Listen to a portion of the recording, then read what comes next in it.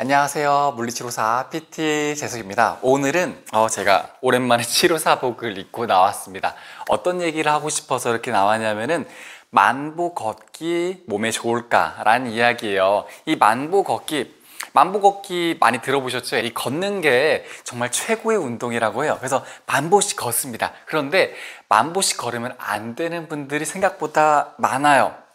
어떤 분들이냐면은 이 걷는 거부터 먼저 잠깐 얘기를 해줄게요. 걷는 게 왜 좋은 운동이냐면은 이 체중을 가볍게 이렇게 받는 거예요. 그러면은 체중을 가볍게 받으면은 우리가 근육들이 수축과 이완되면서 혈액순환에도 굉장히 좋고요. 그리고 근육이 사용되기 때문에 근력 유지도 되고요. 그리고 우리가 몸에서 에너지를 받는데 디스크란 이 허리 부분들 있죠.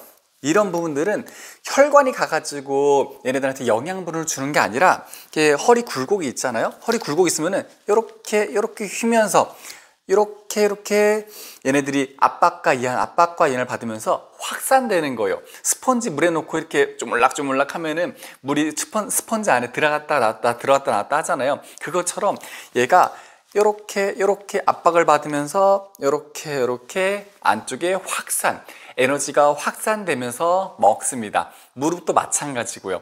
그렇게 해줘야지 우리가 이 무릎이라든지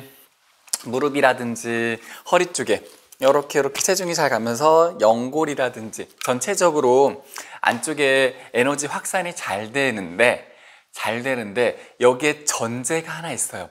어떤 거냐면은 바른 스트레스를 받는다는 거예요. 좋은 스트레스를 받는다는 겁니다.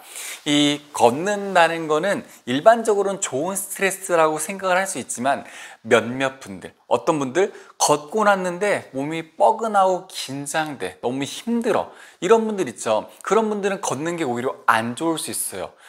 걷는 것 자체가 아예 안 좋은 건 아니에요. 근데 어느 정도 만보가 아니라 5,000보라든지 3,000보라든지 1,000보밖에 못 걷는 분들이 많아요. 거기서 더 이상 운동을 하면 오히려 안 좋은 거죠.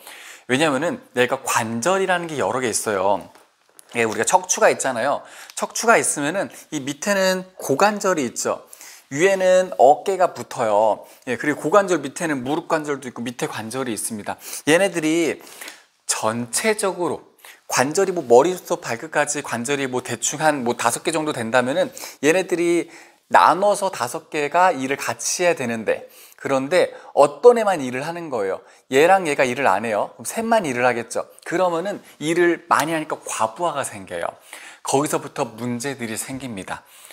전체적으로 다 움직이려면은 전체적으로 유연성이 있어야 돼요. 가동성이 있어야겠죠. 한 가지. 그리고 힘이 있어야 돼요. 힘도 있어야겠죠. 그리고 협응력, 같이 움직일 수 있는 것까지 있어야 돼요.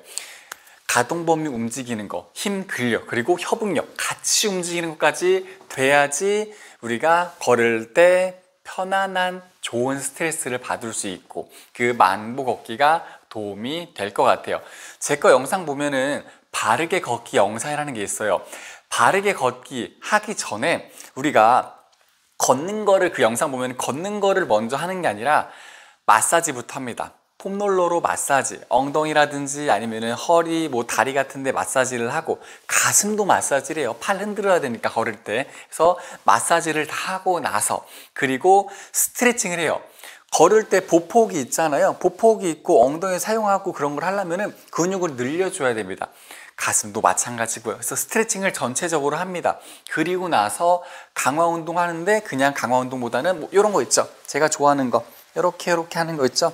걸으면서 하는 거 있어요. 협응력, 같이 사용할 수 있는 협응 능력, 팔과 다리가 반대로 움직일 수 있도록, 이러면서 스쿼트도 하고 그런 것도 같이 해줘야 됩니다. 그렇게 돼서 우리가 걸을 준비가 되면은, 그러면 그때부터 만보 걷기를 하는 거예요.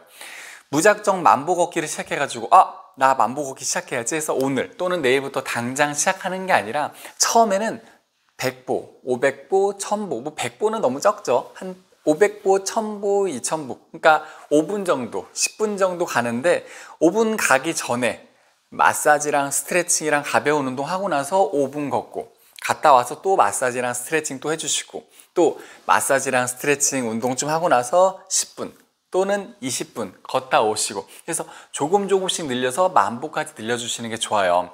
사실 만보까지 걸을 필요는 없어요. 그냥 이게 그냥 형식적인 이야기예요. 만보, 그냥 딱 굉장히 높은 숫자잖아요.